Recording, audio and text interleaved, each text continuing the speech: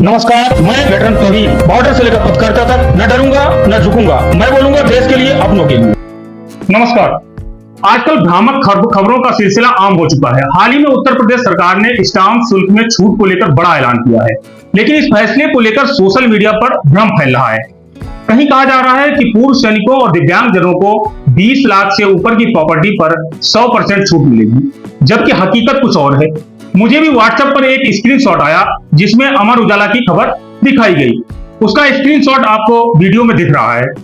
मैंने जब उसे ध्यान से देखा तो मुझे शक हुआ, क्योंकि उसमें बीच में एक ऐसा लोगो लगाया गया था जो कि अमर उजाला के किसी भी अखबार में कभी नहीं निकलता। यहीं से मुझे शक हुआ कि यह खबर एडिटेड है। इसके बाद मैंने अब अन्य स्रोतों से फैक्ट चेक किया और पता लगाया कि वह खबर सच नहीं है। असल में वह खबर गलत और भ्रामक तरीके से फैलाई गई थी। अब मैं आपके साथ असली और सही खबर शेयर कर रहा हूं। आगे बढ़ने से पहले मैं आपसे निवेदन करना चाहूंगा, अगर आप चैनल पर पहली बार आए हैं तो चैनल को सब्सक्राइब करें, बेल आइकन का बटन जरूर दबाएं ताकि आपको हर वीडियो का नोटिफिकेशन मिलता रहे। और वीडियो पसंद आए तो वीडियो को लाइक जरूर करें और जानकारी अच्छी लगे तो शेयर जरूर करें। साथ ही अफवाह फैलाने वालों से सावधान रहें। अब आइए जानते हैं असली सच्चाई क्या है। दरअसल योगी सरकार ने महिलाओं को मिलने वाली स्टाम्प शुल्क रियायत को अब पूर्व सैनिकों और दिव्यांगजनों पर भी लागू किया है। हालांकि पूर्व सैनिकों के लिए पहले से भी छूट निर्धारित थी। इस नए नियम के तहत महिलाओं, पूर्व सैनिकों और दिव्यांगजनों को 1% स्टाम्प शुल्क की छूट मिलेगी। अब यह छूट अधिकतम 1 लाख तक सीमित होगी और यह छूट 1 करोड़ तक की संपत्ति पर लागू होगी, उससे ज्यादा की संपत्ति पर नहीं। अब उदाहरण से समझते हैं। मान लीजिए स्टाम्प शुल्क की दर 7% है। यदि आप 20 लाख की प्रॉपर्टी खरीदते हैं तो सामान्य शुल्क इस हिसाब से 1,40,000 बनता है। अब 1% के हिसाब से 20,000 की छूट और 1,20,000 रुपए स्टाम्प शुल्क आपको जमा करना होगा। उसी तरह से अब हम बात करते हैं, अगर आप 50 लाख की प्रॉपर्टी खरीदते हैं तो सामान्य शुल्क 3.5 लाख रुपए यानी 3,50,000 रुपए होगा और उस पर मिलने वाली 1% छूट 50,000 रुपए होगी, तो आपको 3 लाख स्टाम्प शुल्क जमा करना होगा।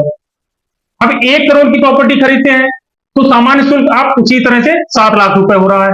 अब 1% छूट के हिसाब से आपको 1 लाख की छूट मिलेगी, जो आपकी लास्ट लिमिट है, तो आपको 6 लाख रुपए स्टाम्प शुल्क देना होगा।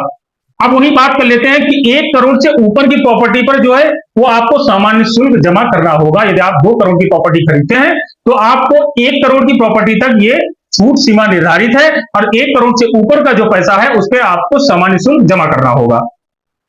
अब बड़ा सवाल उठता है यहाँ पे कि अभी तक पूर्व सैनिकों को 20 लाख की प्रॉपर्टी पर 100% स्टाम्प शुल्क माफी मिलती थी। अब जबकि नई व्यवस्था आई है तो क्या पुरानी स्कीम जारी रहेगी या फिर उसे खत्म करके नई 1% की छूट लागू होगी? अब इस पूरे सिस्टम से निष्कर्ष क्या निकल रहा है? नई स्कीम में बड़ी प्रॉपर्टी खरीदने वालों को फायदा होगा, लेकिन छोटी प्रॉपर्टी वालों को, खासकर पूर्व सैनिकों को जो पहले 100% राहत मिलती थी, अब उनका नुकसान हो सकता है। अब यही बिंदु है जिस पर सरकार को स्पष्ट करना होगा। क्या पुरानी स्कीम जारी रहेगी या अब नई स्कीम सिर्फ जो लागू की गई है 1% छूट वही लागू होगी? आपकी इस पर क्या राय है? आप क्या सोचते हैं इस बारे में? क्या सरकार को पूर्व सैनिकों और दिव्यांगजनों के लिए पुरानी छूट जारी रखना चाहिए? कमेंट सेक्शन में अपनी राय जरूर दीजिए। अंत में मैं फिर एक बार आपसे कहूंगा कि साथियों, आप इस तरह के जो व्हाट्सएप फॉरवर्ड पर यकीन न करें। हमेशा विश्वसनीय स्रोतों से जानकारी लें, तभी उस पर विश्वास करें।